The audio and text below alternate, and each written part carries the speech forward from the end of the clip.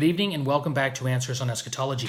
My name is Dan Derry and I'm the president of the Institute of Fulfilled Eschatology. Hey, before we get into this video, I want to share my appreciation with those of you who regularly watch these videos and comment on these videos.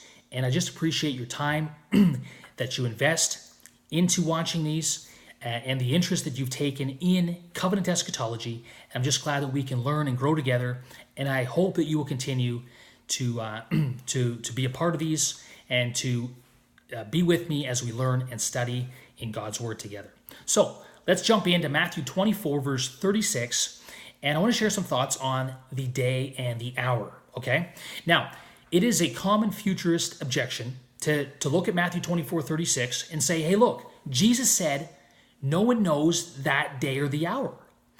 Therefore, this day or the hour can't refer to the fall of Jerusalem in AD 70.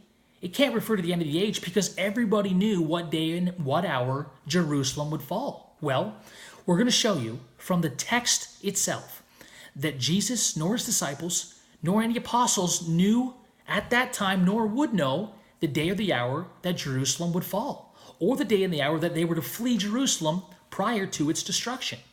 And number two, we're going to show you that based on the context of verse 36 itself, we must limit the day of the hour to the passing away of heaven and earth and the old covenant world at the coming of the Son of Man in AD 70. So watch this.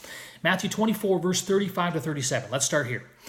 Heaven and earth will pass away, but my words will not pass away. But of that day and hour no one knows. What day and hour? The previous verse just explained it. The day and hour that heaven and earth would pass away, no one would know. See how simple that is? Not even the angels of heaven, nor the Son, but the Father only. Now watch verse 37. For the coming of the Son of Man will be just like the days of Noah.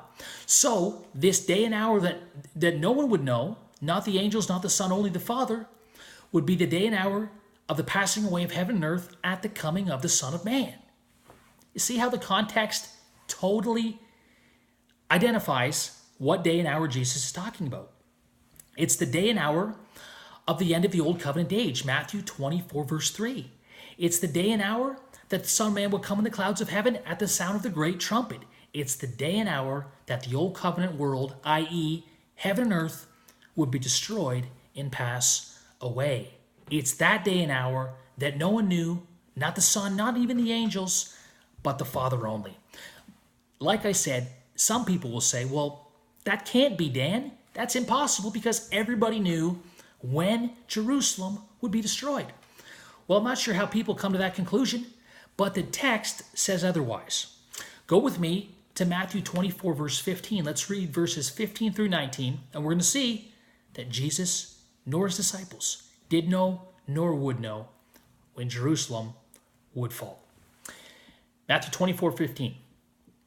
Therefore, when you see the abomination of desolation, which was spoken through Daniel the prophet, standing in the holy place, let the reader understand.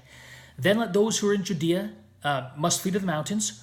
Whoever's in the housetop must not go down to get the things that are in his house. Whoever's in the field must not turn back to get his cloak. But woe to those who are pregnant and to those who are nursing babies in those days. Watch verse 20.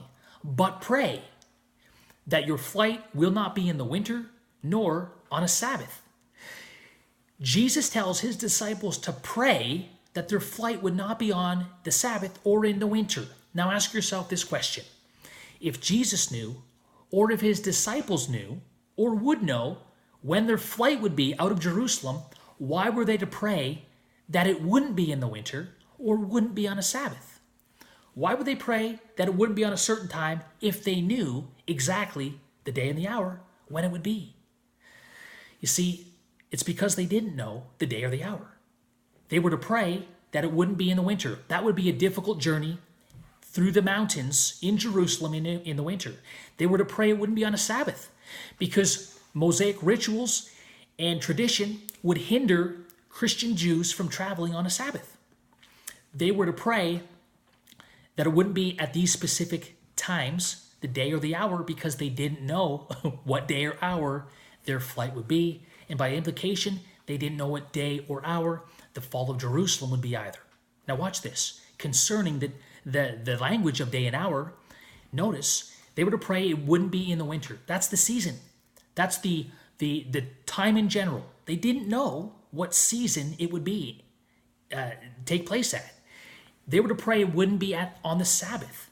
That is the day. And logically, if they didn't know the day, then they did not know the hour.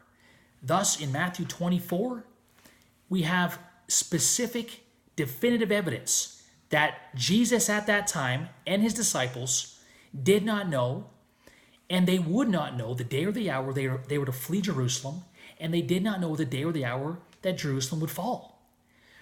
This negates the futurist argument of Matthew 24:36 that because they knew the day and the hour of Jerusalem's fall, that day and hour in Matthew 24:36 must refer to a future day and hour when Jesus will literally come and destroy literal heaven and earth. It's negated. It is no argument. They did not know that day and that hour. And as we've seen in Matthew 24:36, that day and that hour was the day and the hour of the passing away of heaven and earth. It was the removal of the old covenant world at the end of the old covenant age, at the coming of the Son of Man. That's all for this video. We'll have more to share regarding the day and the hour.